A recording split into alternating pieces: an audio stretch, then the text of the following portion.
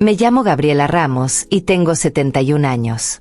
Fui bailarina del cuerpo de baile de Siempre en Domingo durante 12 años de mi vida. 12 años que me formaron, que me marcaron y que me dejaron cargando secretos que nunca pensé contar. Hoy los cuento porque ya no tengo miedo. Porque la gente que podía hacerme daño ya no está. Y porque creo que hay verdades que merecen salir a la luz aunque lleguen tarde, aunque nadie las espere, aunque cambien la imagen que todos tienen de alguien. Antes de seguir, te pido que le des like a este video, que te suscribas al canal y que actives la campanita. Lo que voy a contarte no lo vas a encontrar en ningún libro, en ninguna entrevista, en ningún archivo de televisión. Solo existe en mi memoria y en la de muy pocas personas que aún viven. Yo no era nadie cuando entré a ese programa. Era una muchacha de Guadalajara con piernas fuertes, disciplina de hierro y el sueño de bailar en la televisión más grande de México. Mi madre me había llevado a clases de danza desde los 5 años. Primero ballet clásico, luego folclórico, luego jazz. Cuando cumplí 19 años y me dijeron que había una audición en Televisa para el cuerpo de baile de Siempre en Domingo, sentí que el mundo entero se abría frente a mí. La audición fue en un foro enorme. Éramos más de 200 chicas. Nos hicieron bailar por grupos. Nos evaluaron la postura, la expresión, la capacidad de seguir coreografías en minutos. Yo estaba tan nerviosa que apenas sentía las piernas, pero cuando comenzó la música algo se apagó dentro de mí, el miedo, los nervios, todo, y solo quedó el baile. Me quedé. De las 200 chicas, nos seleccionaron a 16. La primera vez que vi a Raúl Velasco en persona fue 3 días después, durante el ensayo general. Entró al foro con esa caminata que todos conocíamos de la televisión, segura, pausada, como si el espacio a su alrededor le perteneciera. Nos miró a todas brevemente, como quien revisa un detalle más de la producción, y siguió caminando. No dijo nada. No sonrió. Solo miró y siguió. Una de las chicas mayores, Consuelo, que llevaba 3 temporadas en el programa, me susurró al oído: no esperes que te salude. Para él, nosotras somos parte del escenario, como las flores o las luces. Mientras hagamos bien nuestro trabajo, no existimos. Si lo hacemos mal, nos enteramos de inmediato. Tenía razón. Así fue desde el principio. Pero yo era joven y ambiciosa y estaba exactamente donde quería estar. No me importaba ser parte del escenario. Me importaba estar ahí, bajo esas luces, frente a esas cámaras, en el programa que toda México veía cada domingo. Eso era suficiente. O eso creía entonces. Lo que no sabía, lo que ninguna de nosotras sabía cuando entramos, era que detrás de ese escenario perfecto, detrás de las luces y la música y los aplausos, había otra historia. Una que no salía al aire. Una que Raúl Velasco manejaba con el mismo control absoluto con el que dirigía cada segundo de su programa. Una historia que yo descubrí sin buscarla, una noche de jueves que cambió para siempre mi forma de ver todo. Pero eso vino después. Primero vinieron los años de baile, de ensayos, de domingos interminables, de aprender a vivir dentro de esa maquinaria enorme que era Siempre en Domingo. Primero tuve que conocer el escenario antes de descubrir lo que se escondía debajo de él. Los primeros meses dentro de Siempre en Domingo fueron exactamente lo que cualquier chica de 19 años hubiera soñado. Ensayos de lunes a sábado, domingos de grabación en vivo, camerinos compartidos con mujeres talentosas, música todo el tiempo, luces que te envolvían como si el mundo fuera solo ese foro enorme y brillante. Aprendí rápido las reglas no escritas del programa. La primera y más importante: cuando Raúl Velasco caminaba por los pasillos, te hacías a un lado. No por miedo, sino por respeto a una jerarquía que todos entendían sin que nadie la explicara. Él era el centro de gravedad de todo. Los artistas giraban alrededor de él. Los productores giraban alrededor de él. Nosotras, las bailarinas, éramos la órbita más lejana, visible pero distante. La segunda regla: lo que pasaba dentro de Televisa se quedaba dentro de Televisa. Eso me lo dijo Consuelo mi primera semana, con una seriedad que entonces no entendí del todo. Aquí ves cosas, me dijo mientras nos cambiábamos después del ensayo. Cosas que no se hablan afuera. No porque te lo prohíban, sino porque entiendes sola que no debes. Yo asentí sin saber realmente a qué se refería. Lo entendí después. Durante el primer año mi relación con Raúl Velasco fue prácticamente inexistente. Él nos dirigía colectivamente a través del coreógrafo, nunca directamente. Si había algún ajuste en la rutina, llegaba por conducto de alguien más. Éramos un engrane del programa, eficiente e invisible. Fue hasta mi segundo año cuando por primera vez me dirigió la palabra directamente. Fue un domingo después de la grabación. Yo recogía mis cosas en el foro cuando escuché su voz detrás de mí. «Oye, tú». Me volteé. Estaba a 3 metros, con la corbata aflojada, el maquillaje todavía puesto. Me señalaba a mí. «Sí, a mí». «¿Eres nueva?», preguntó. «Llevo 1 año, señor Velasco», respondí tratando de sonar segura. Él me miró un momento, evaluando algo que yo no entendía. «Bailas bien», dijo finalmente. «Tienes presencia. No te pierdas entre las demás». Y siguió caminando como si nada. Eso fue todo. 8 segundos quizás. Pero yo salí de ese foro flotando. Consuelo me esperaba afuera y cuando le conté me miró con una mezcla de alegría y algo más. Algo que entonces interpreté como envidia, pero que hoy entiendo que era advertencia. «Que te haya notado puede ser bueno», me dijo. «O puede complicarte la vida. Depende de para qué te necesite». No entendí esa frase sino hasta mucho tiempo después. Los siguientes meses siguieron su ritmo normal. Yo me concentré en mejorar, en ser más precisa, en destacar sin esforzarme por destacar, que es la diferencia entre una bailarina buena y una bailarina memorable. El programa crecía cada temporada. Los artistas que pasaban por ese escenario eran lo más grande de la música en español. Yo los veía desde el foro, desde mi posición en la coreografía, admirando y aprendiendo. Pero también empecé a notar cosas. Pequeñas inconsistencias. Artistas que llegaban con caras tensas y salían con algo diferente en los ojos. Conversaciones que se interrumpían cuando alguien se acercaba. Puertas que se cerraban con demasiada prisa. Nada concreto, solo fragmentos que mi mente joven archivaba sin saber todavía qué hacer con ellos. Hasta que una noche todo cambió. La noche que cambió todo fue un jueves de octubre.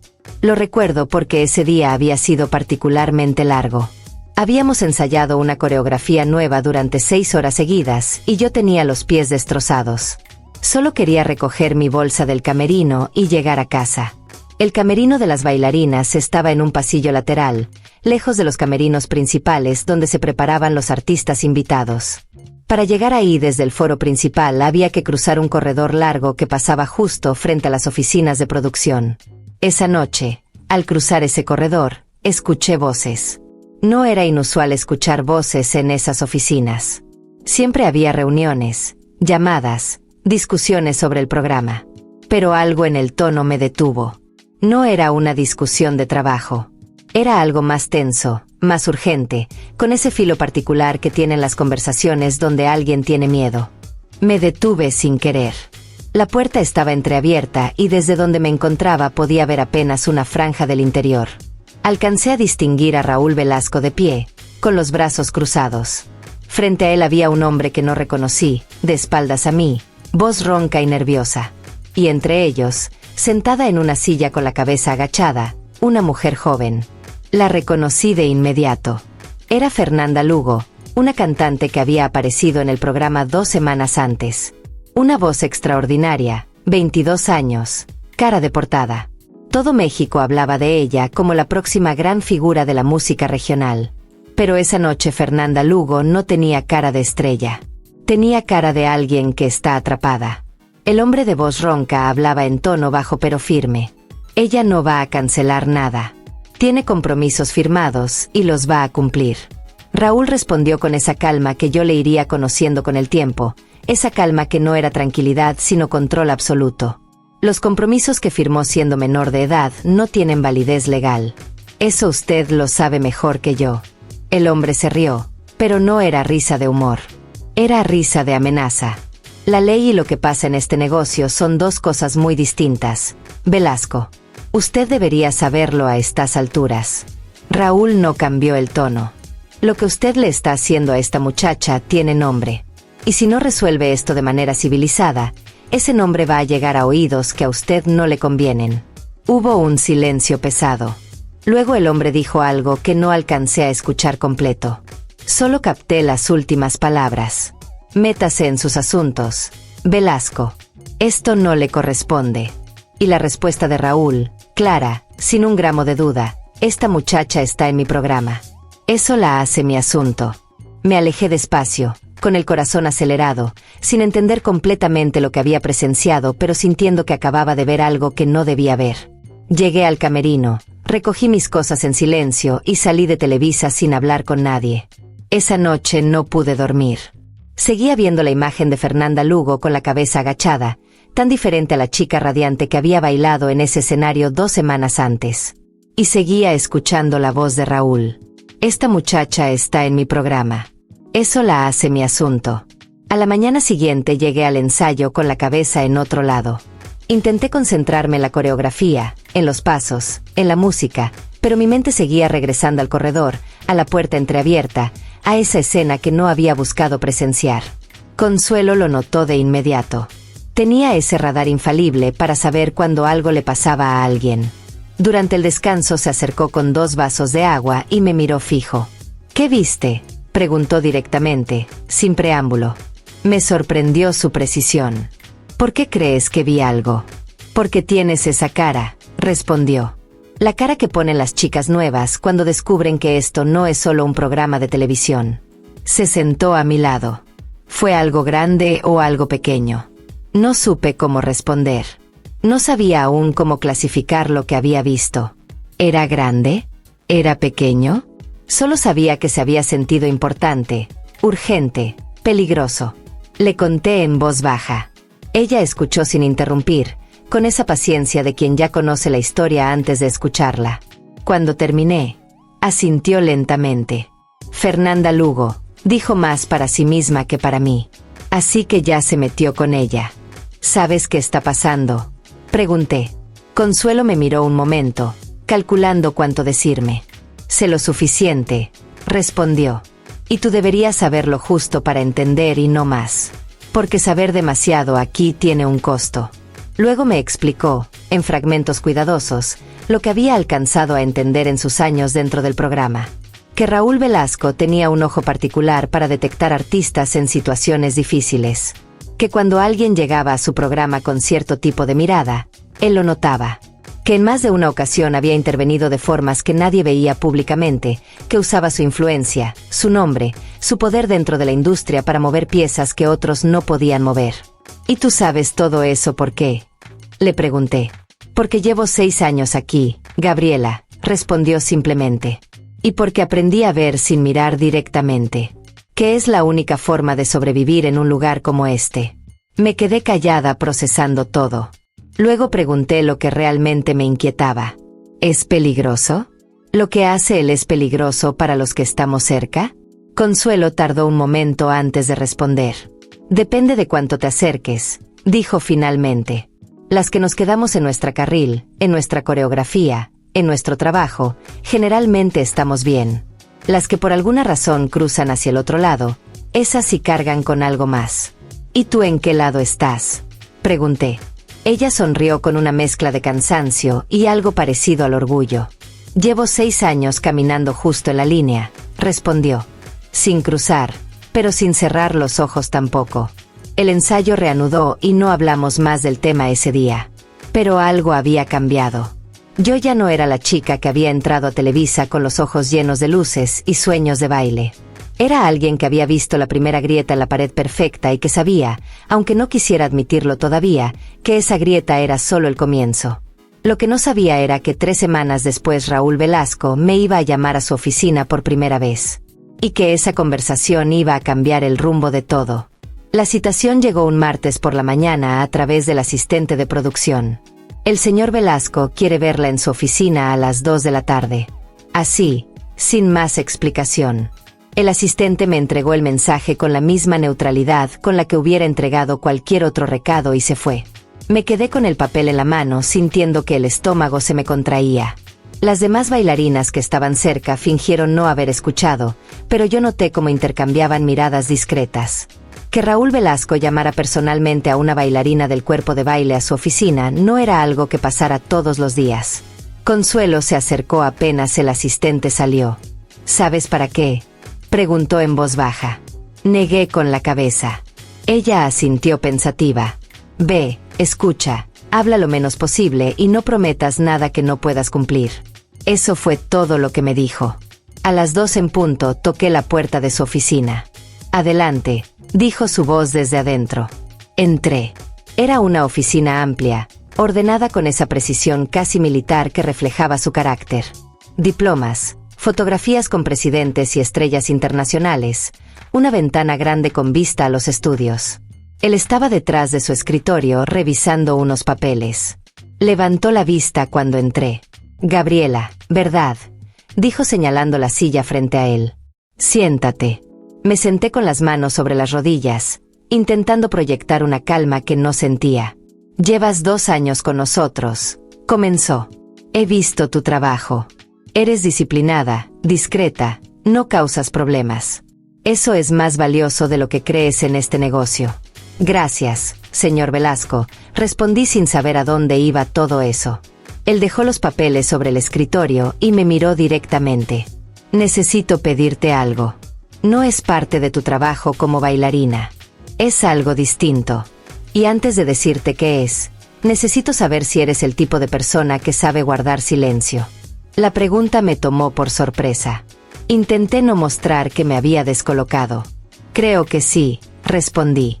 Bien, dijo, porque lo que te voy a pedir requiere exactamente eso. Silencio, discreción y la capacidad de actuar con normalidad aunque estés viendo cosas que no son normales. Hizo una pausa. La chica que viste el jueves pasado en el corredor, dijo sin rodeos. Fernanda Lugo. Sentí que el corazón se me detuvo un segundo. Supe que me había visto. Aunque yo hubiera jurado que no. Él lo sabía todo lo que pasaba en esos pasillos. No dije nada. Él continuó. Esa muchacha tiene un problema serio. El hombre que estaba con ella es su representante, pero lo que hace va mucho más allá de representarla. Tiene contratos que la atan de formas que no son legales ni justas. Contratos que firmó cuando tenía 16 años y que la comprometen a cosas que una persona adulta no firmaría si entendiera bien lo que está firmando. ¿Y usted qué tiene que ver con eso?, pregunté con cuidado. Todo y nada, respondió. Nada, porque oficialmente es un asunto entre ella y su representante. Todo, porque ella vino a mí buscando ayuda y yo decidí dársela. Se recargó en su silla. Necesito que alguien de confianza esté cerca de ella las próximas semanas. Alguien que no llame la atención. Una bailarina que comparte camerino pasa desapercibida. Un productor o un abogado no. Entendí lo que me estaba pidiendo. Quería que yo fuera sus ojos, sus oídos, su presencia cercana a Fernanda sin que nadie lo notara. Y en ese momento tuve que tomar la decisión más importante de mi vida hasta entonces. Podía decir que no. Podía volver a mi coreografía y olvidar todo. O podía cruzar esa línea de la que me había hablado Consuelo. Respiré hondo. ¿Qué necesita exactamente que haga? Lo que Raúl Velasco me explicó esa tarde en su oficina fue suficiente para mantenerme despierta muchas noches. No me contó todo, eso lo entendí después. Me contó lo justo para que pudiera ayudar sin saber demasiado. Pero incluso eso justo era más de lo que yo hubiera querido cargar siendo tan joven. Fernanda Lugo había firmado a los 16 años un contrato con Rodrigo Castellanos, su representante, que en papel parecía un acuerdo artístico estándar. Pero entre las cláusulas había condiciones que la ataban de maneras que rozaban lo ilegal. Porcentajes abusivos, cláusulas de exclusividad que le impedían hablar con otros productores, penalizaciones económicas imposibles de pagar si intentaba romper el contrato. Y algo más. Algo que Raúl mencionó con esa frialdad controlada que usaba cuando algo le producía verdadera indignación. Castellanos también la estaba chantajeando con material privado. Fotografías que había tomado sin su consentimiento durante los primeros meses de trabajar juntos, cuando ella era prácticamente una niña. Cuando Raúl terminó de explicarme, yo tenía las manos apretadas sobre las rodillas sin darme cuenta. Él lo notó. Entiendo que es mucho, dijo. Y entiendo que tienes derecho a levantarte de esa silla y no saber nada de esto. Nadie te va a juzgar si lo haces. Pensé en Fernanda. En su cara esa noche en el corredor. En la cabeza agachada. ¿Qué necesita que haga?, repetí. Él asintió como si hubiera esperado esa respuesta. Las próximas 2 semanas Fernanda va a estar en el programa para grabar una serie de presentaciones especiales. Castellanos quiere usarla para cerrar nuevos contratos con televisoras mientras ella está en el ojo público. Eso nos da una ventana. Mientras ella está aquí, bajo mi techo, él no puede hacer nada abiertamente. Pero también significa que ella va a estar nerviosa, vigilada, presionada. ¿Y yo qué hago? Lo que haría cualquier compañera. Compartir el camerino con ella, acompañarla entre el foro y los ensayos, ser una presencia amable y tranquila. Si ella quiere hablar, escuchas. Si no quiere, respetas. Y si en algún momento ves algo que no se siente bien, algo fuera de lugar, me lo haces saber. Tengo un número directo. Solo para emergencias. Me entregó una tarjeta pequeña, sin membrete ni logo. Solo un número escrito a mano. La guardé en el bolsillo de mi falda. ¿Y Castellanos? Pregunté. ¿Qué pasa si aparece aquí? Raúl me miró con esos ojos que ya empezaba a descifrar. Si aparece aquí, no pasa nada. En mis estudios, en mi programa, con mi equipo alrededor, él sabe que no puede hacer nada. Su poder está afuera, no aquí adentro. Por eso necesito mantenerla aquí el mayor tiempo posible mientras resolvemos lo legal. ¿Tienen un abogado? Pregunté. Él sonrió apenas. Tengo varios, respondió. Pero los abogados tardan. Lo que ella necesita ahora no es solo un abogado, es saber que no está sola. Y eso, Gabriela, eso sí puedes dárselo tú. Salí de su oficina con la tarjeta en el bolsillo y con la sensación de que acababa de cruzar una puerta que no tenía regreso. Encontré a Consuelo esperándome en el pasillo, apoyada en la pared con los brazos cruzados. ¿Cruzaste la línea?, me preguntó al verme. Asentí. Ella suspiró. Bienvenida al otro lado, dijo. Y luego, más suave, cuídate, Gaby. Esto cambia todo.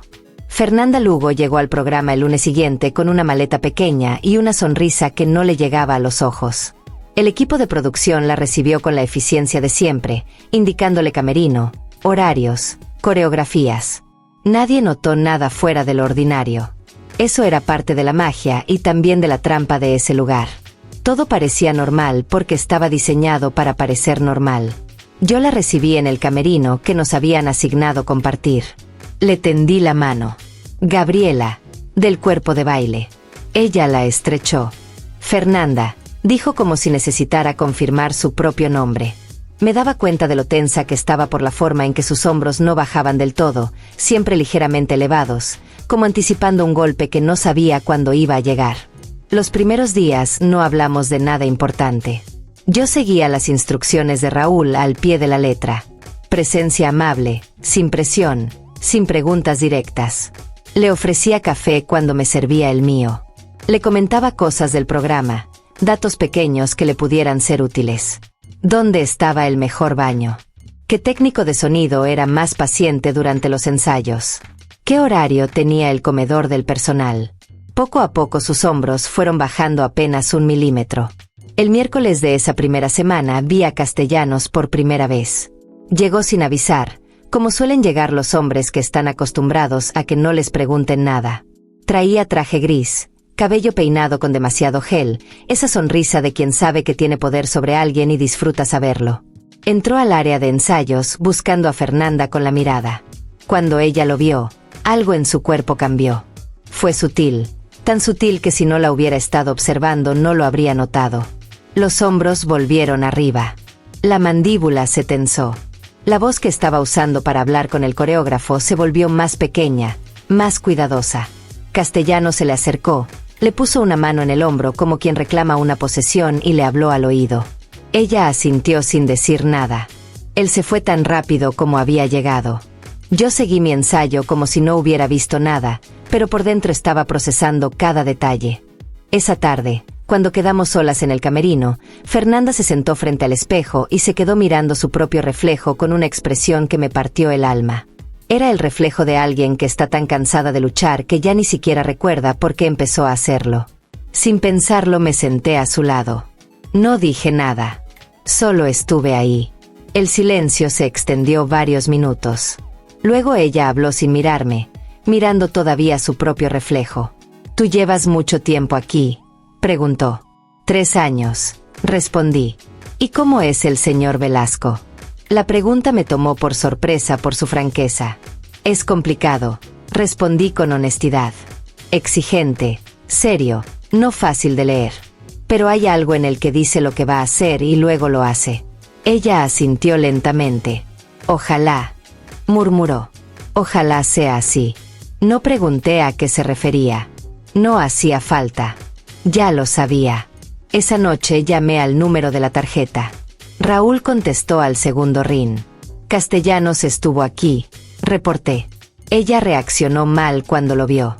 Él tiene control sobre ella aunque no esté presente. Lo sé, respondió. Sigan igual. Necesito 3 semanas más para tener todo listo del lado legal. ¿Puedes seguir? Puedo, respondí. Colgamos. Guardé la tarjeta nuevamente y me pregunté en qué momento una bailarina de Guadalajara se había convertido en algo tan distinto a lo que había soñado ser. La segunda semana fue más tensa. Castellanos apareció 3 veces más, siempre sin avisar, siempre con esa sonrisa calculada.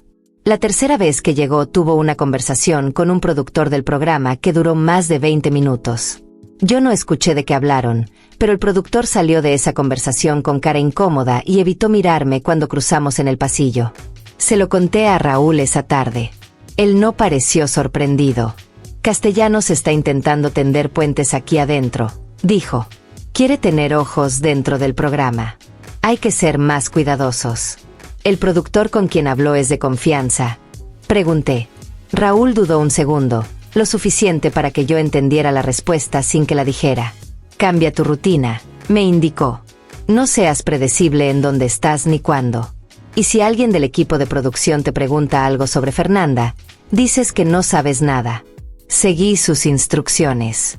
Pero esa semana también ocurrió algo que no estaba en ningún plan. Fernanda y yo habíamos terminado tarde un ensayo. El resto del equipo ya se había ido.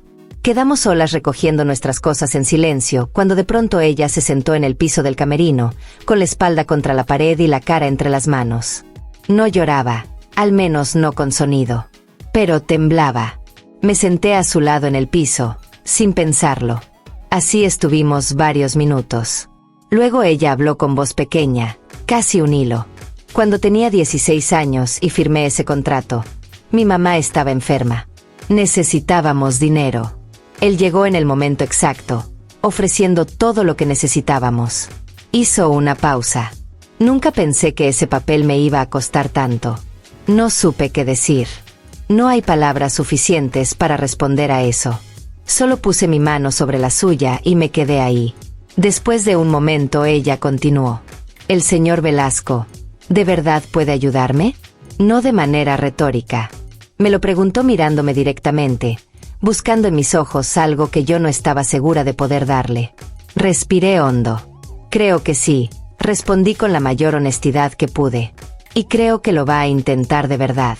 No te prometo cómo va a terminar esto, porque no lo sé. Pero sí te puedo decir que lo que vi en él cuando habló de tu situación no era teatro. Era alguien que está genuinamente indignado y genuinamente decidido. Ella asintió. Luego dijo algo que se me quedó grabado para siempre. ¿Sabes qué es lo más difícil de todo esto? No es el contrato, ni las fotos, ni el dinero. Lo más difícil es que llevo años sintiéndome sola en esto. Y no saber si alguien que dice que va a ayudarte lo va a hacer de verdad o si solo es otra persona que quiere algo a cambio. No respondí. Solo apreté su mano un poco más. Y pensé que Raúl Velasco tenía razón en una cosa. Lo que esa muchacha necesitaba más que cualquier abogado en ese momento era saber que no estaba sola. Y eso sí podía dárselo yo. La tercera semana fue la más peligrosa de todas.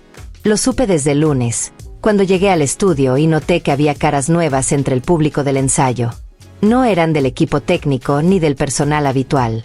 Eran hombres que miraban demasiado y aplaudían demasiado poco. Se lo mencioné a Raúl esa misma mañana.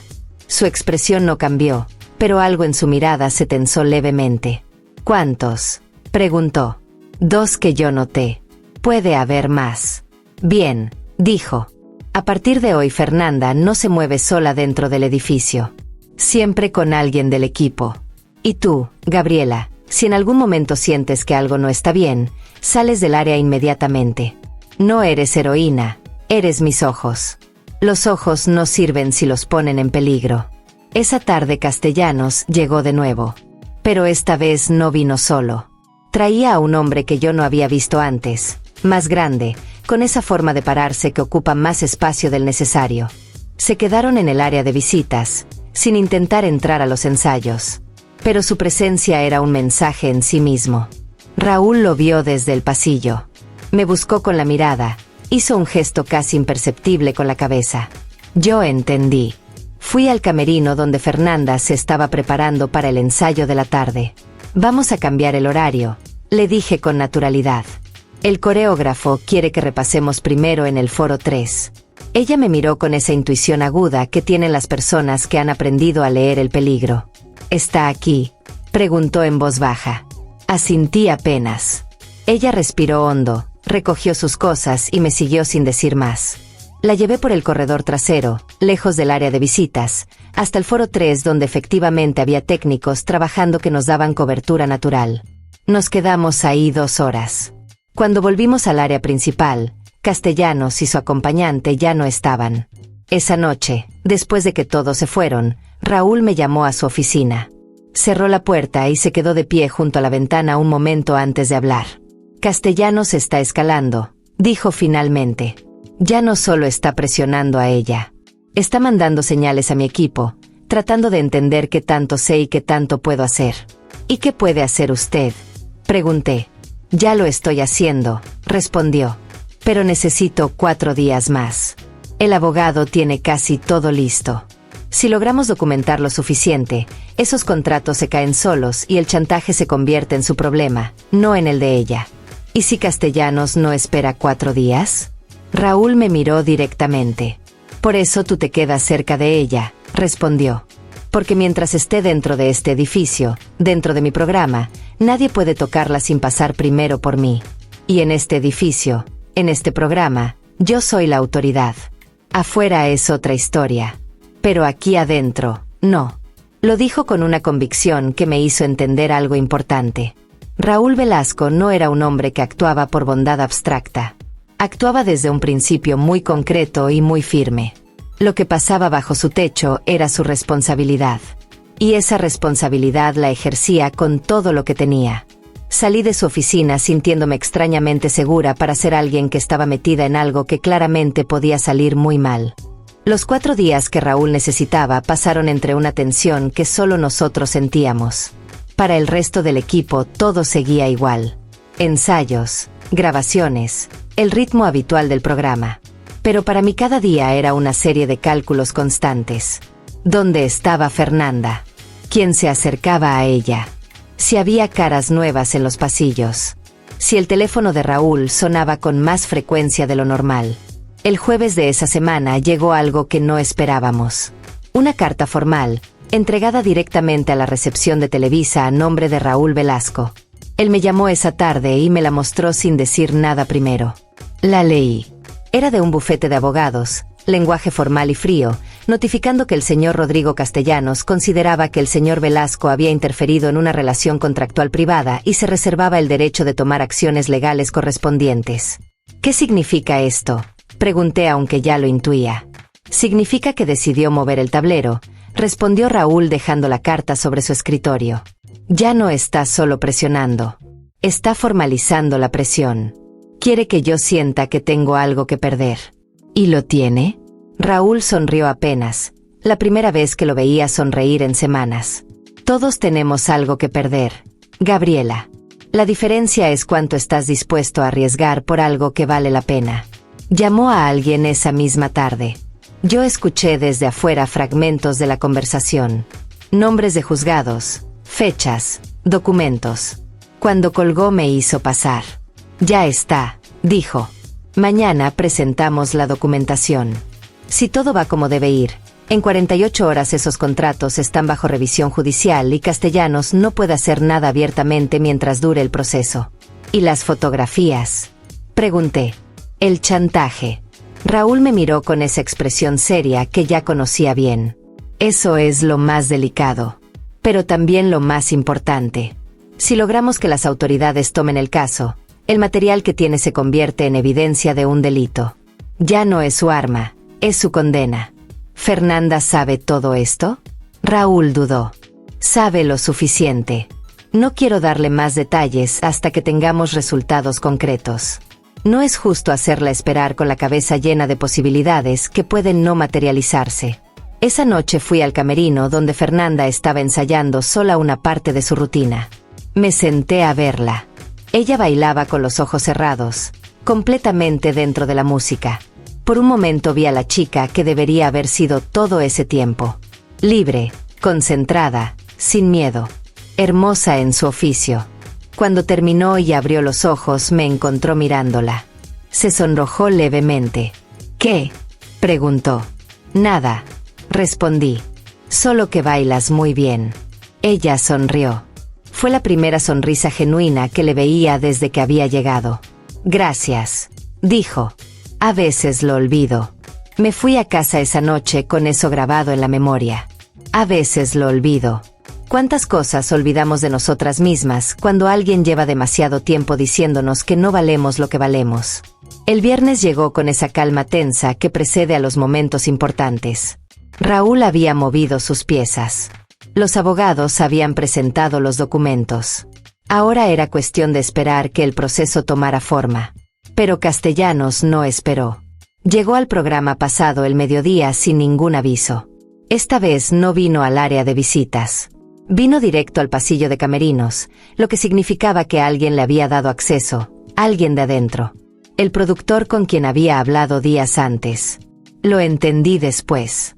Yo estaba en el corredor cuando lo vi venir. Calculé el tiempo. Fernanda estaba en su camerino, sola. Caminé rápido sin correr porque correr llama la atención y llegué a la puerta del camerino antes que él. Toqué y entré sin esperar respuesta. Fernanda levantó la vista sorprendida. Nos vamos al foro, dije en tono normal. El coreógrafo necesita repasar la entrada. Ella me miró un segundo y leyó algo en mi cara que la hizo levantarse de inmediato, sin preguntar. Recogió sus zapatos de baile y me siguió. Salimos por la puerta lateral justo cuando Castellanos doblaba la esquina del corredor. Nos vio. Por un segundo nuestras miradas se cruzaron. Él no dijo nada. Yo tampoco. Seguimos caminando.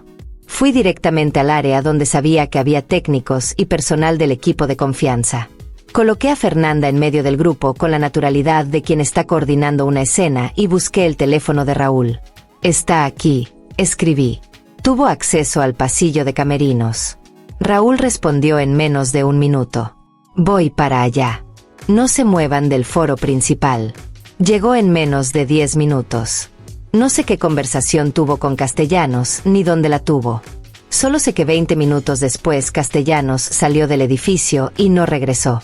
Esa tarde Raúl me llamó a su oficina. Cerró la puerta. Se veía cansado, pero con esa firmeza que no le abandonaba. Ya lo sacamos, dijo. Y le dejamos muy claro que si vuelve a poner un pie aquí hay consecuencias que no van a ser solo legales. Se sentó. El proceso judicial está en marcha. Esto no termina hoy, pero Fernanda ya tiene protección formal. Ya no estamos solos. ¿Ella lo sabe?, pregunté. Acabo de decírselo, respondió. Luego me miró directamente. Gabriela, lo que hiciste estas semanas requirió más valor del que probablemente te das cuenta. No era tu problema, no era tu trabajo y lo hiciste igual. No supe qué decir. Respondí lo primero que me salió. Ella me dijo algo que no se me va a olvidar. Que lo más difícil era no saber si alguien que decía que iba a ayudarla lo haría de verdad. Raúl me miró en silencio. Y entonces si lo ayudó, dije. Eso era lo que necesitaba. Fernanda Lugo se fue del programa 3 días después. Se fue de una manera tan discreta como había llegado, con su maleta pequeña y esta vez con algo diferente en los ojos. No era alegría todavía. Era alivio. Que es el estado previo a la alegría cuando vienes de donde ella venía. Se despidió de mí en el camerino, justo antes de irse. Me abrazó sin decir nada al principio. Luego me susurró al oído, gracias por quedarte. No era poco. Para ella significaba todo. La vi salir por la puerta lateral del edificio. Una mujer la esperaba afuera, mayor, con cara de madre o tía, alguien de su familia. Fernanda corrió hacia ella. Se abrazaron en el estacionamiento de Televisa bajo esa luz de tarde que lo hace todo parecer más significativo de lo que es. O quizás exactamente tan significativo como es. Regresé a mi ensayo. La vida del programa continuó con su ritmo invariable. Pero algo había cambiado en mí. Ya no era la misma bailarina que cruzaba esos pasillos con los ojos puestos solo en la coreografía. Ahora veía otras cosas.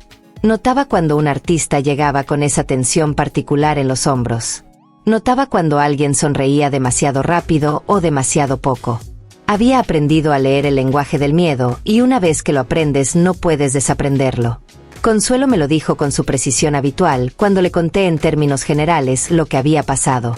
«Ya cruzaste», me dijo. «Completamente. Bienvenida al club de los que saben demasiado y duermen de todos modos». «¿Cómo lo haces?», le pregunté. «¿Cómo haces para que no te pese?». Ella pensó un momento antes de responder. «Porque el peso de saber es más llevadero que el peso de haber podido hacer algo y no haberlo hecho». Se encogió de hombros con esa practicidad suya. «Además, aquí estamos rodeadas de gente que carga cosas enormes y sigue bailando. Eso te enseña algo». Tenía razón. Eso me enseñó algo. Tenía razón. Eso me enseñó algo. En los meses siguientes mi relación con Raúl Velasco cambió sutilmente. No nos volvimos cercanos en el sentido convencional. Él seguía siendo el hombre de la distancia controlada, el centro de gravedad que no pedía afecto sino eficiencia. Pero había entre nosotros un entendimiento tácito que no necesitaba palabras. Yo había demostrado algo y él lo había notado. De vez en cuando me llamaba para pedirme cosas pequeñas. Revisar si cierto artista había llegado bien.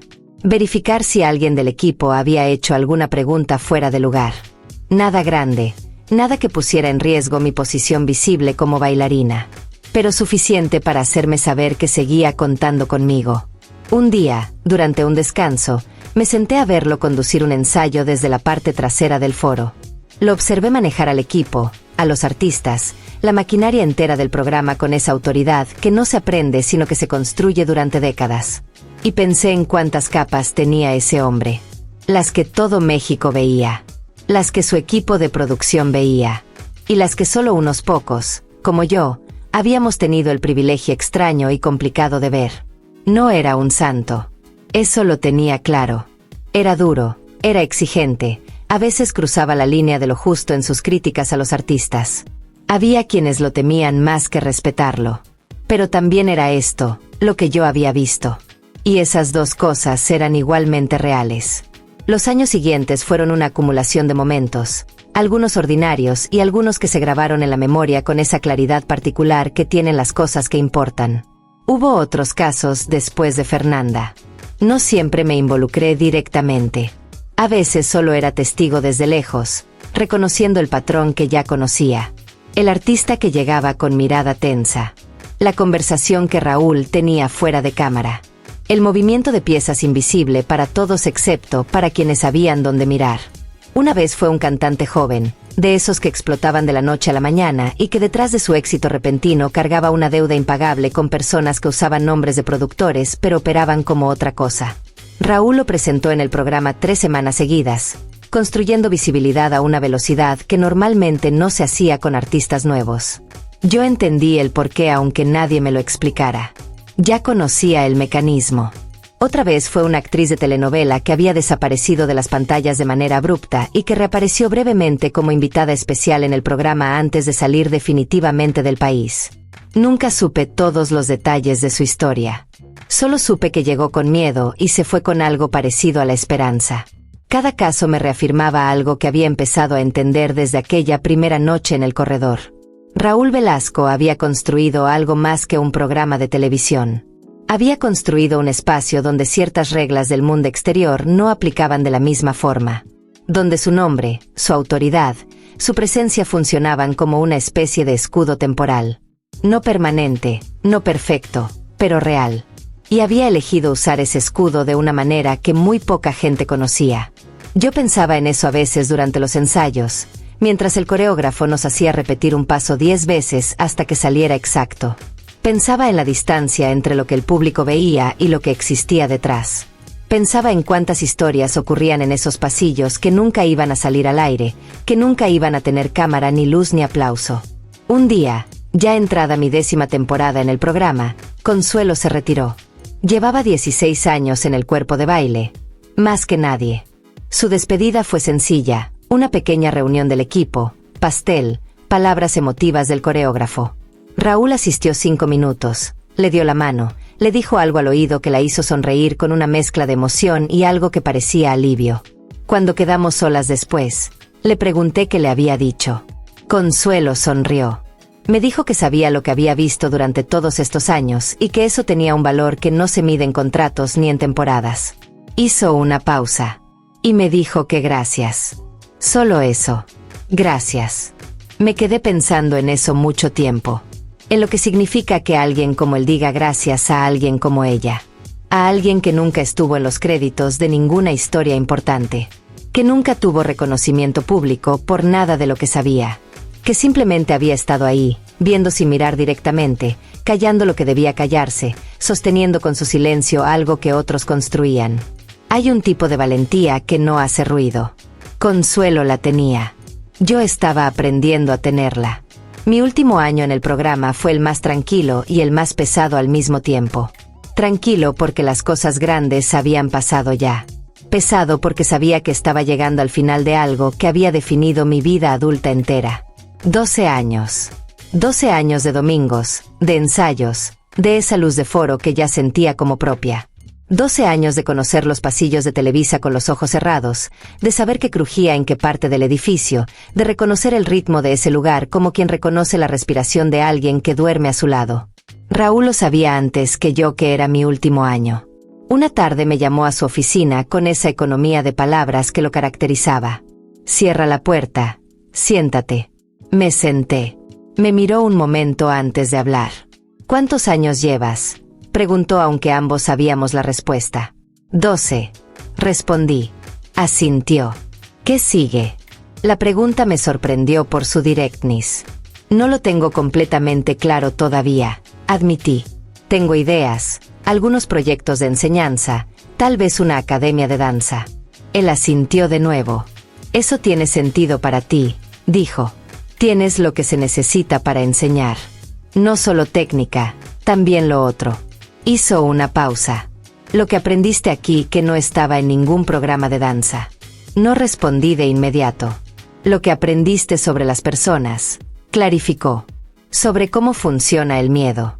Sobre cuándo quedarse y cuándo moverse. Eso también se enseña, aunque no con esas palabras. Me quedé mirándolo un momento. Raúl, en todos estos años nunca le pregunté algo directamente. Él levantó una ceja apenas. ¿Por qué lo hace? Todo esto que hace de manera invisible. Con el costo que tiene. Con el riesgo que implica. Ya no era joven cuando yo había llegado al programa. Y los años que le había conocido lo habían desgastado de maneras que solo se notaban de cerca. Se reclinó en su silla. Tardó en responder, no porque no supiera qué decir, sino porque estaba eligiendo las palabras con cuidado. Porque vi una vez lo que pasa cuando nadie hace nada, dijo finalmente. Y no me gustó lo que vi. Y resulta que tenía las herramientas para hacer algo distinto. Entonces, ¿qué otra cosa iba a hacer? Lo dijo con una simplicidad que me desarmó completamente. No era heroísmo en su mente. Era lógica. Tengo esto, veo aquello, entonces hago lo uno con lo otro. Así de simple y así de complicado. ¿No tiene miedo de que algún día se sepa? Pregunté. De que alguien hable. De que lo que construyó se derrumbe. Levantó la vista hacia mí. Todo se sabe eventualmente, Gabriela. La pregunta no es si se va a saber, sino qué queda cuando se sabe. Si lo que queda son personas que están vivas y libres, entonces el costo valió. Salí de esa oficina sabiendo que era una de las últimas veces que tendríamos una conversación así. El final estaba cerca y ambos lo sabíamos. Lo que no sabía era que esa conversación se me quedaría grabada con la precisión que tienen las cosas que solo entiendes completamente mucho después de que ocurren. Hoy tengo 71 años. Vivo en Guadalajara, la misma ciudad de la que salí a los 19 con las piernas fuertes y el sueño de bailar en la televisión más grande de México. Tengo una academia de danza que lleva 12 años funcionando. Enseño a niñas desde los 5 años. A veces, cuando veo a alguna de ellas descubrir que su cuerpo puede hacer algo que no sabía que podía hacer, pienso en mí misma a esa edad. Y pienso en todo lo que vino después. Raúl Velasco murió hace años. Lo vi por televisión, como todos. El funeral multitudinario, los discursos, los homenajes. Hablaron de su legado artístico, de los artistas que lanzó, del programa que marcó una época. Todo era verdad. Pero era solo una parte de la verdad. La otra parte la cargué en silencio durante mucho tiempo. La cargué mientras levantaba mi academia, mientras enseñaba mis primeras clases, mientras construía la vida que había imaginado. La cargué con respeto, porque ese era el trato tácito. El silencio no era cobardía, era parte de lo que hacía que todo aquello funcionara. Pero hoy decido contarlo. No para cambiar la imagen que nadie tiene de nadie. No para hacer de Raúl Velasco algo que no fue. Fue un hombre difícil, exigente, que podía ser injusto en sus críticas y frío en sus relaciones. Todo eso es cierto. Pero también fue un hombre que vio a Fernanda Lugo con la cabeza agachada frente a alguien que le estaba aplastando y decidió que eso no podía seguir pasando bajo su techo. Fue un hombre que construyó algo invisible dentro de algo muy visible. Que usó el poder que tenía para hacer cosas que ese poder no exigía que hiciera. Que pagó el costo de esas decisiones en silencio, sin buscar reconocimiento, sin esperar que nadie lo supiera. Fernanda Lugo tuvo una carrera larga y buena. Lo seguí desde lejos, con esa alegría particular que da ver a alguien que conociste en su momento más difícil llegar a su momento más libre. Nunca volvimos a hablar directamente. No era necesario. Algunas cosas no necesitan continuación para haber importado. A las chicas de mi academia les enseño lo que me enseñaron a mí. La técnica, la disciplina, la precisión. Pero también les enseño, aunque no siempre con palabras, lo que aprendí en esos 12 años de pasillos de Televisa. Que el mundo tiene capas. Que las personas tienen capas. Que lo que se ve en el escenario no es toda la historia y que a veces las historias más importantes son las que ocurren entre bastidores, sin cámara, sin luz, sin aplauso. Les enseño que hay un tipo de valentía que no hace ruido. Que quedarse cuando podrías irte, que hacer cuando podrías ignorar, que ver cuando sería más cómodo cerrar los ojos. Todo eso cuenta. Todo eso importa. Aunque nadie te vea hacerlo. Especialmente porque nadie te ve hacerlo. Raúl Velasco no fue perfecto. Pero fue real, completamente real, en las dos versiones de sí mismo que existieron al mismo tiempo. El hombre que todos vieron y el hombre que muy pocos conocimos. Y esa segunda versión, la que operaba en silencio, la que movía piezas invisibles, la que decía esta muchacha está bajo mi techo y eso la hace mi asunto, esa versión también merece ser contada. Yo, Gabriela Ramos, ex bailarina, maestra de danza, mujer de 71 años que guarda secretos desde los 22, decidí contarla hoy. Porque la verdad, aunque llegue tarde, siempre llega a tiempo para alguien que la necesita escuchar.